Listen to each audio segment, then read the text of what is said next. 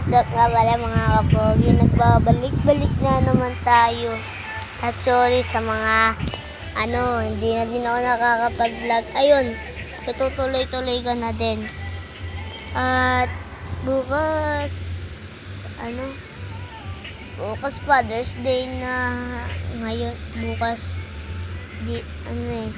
tapos sa mga may tatay at nanay, dapat mahalin niyo sila na maigi.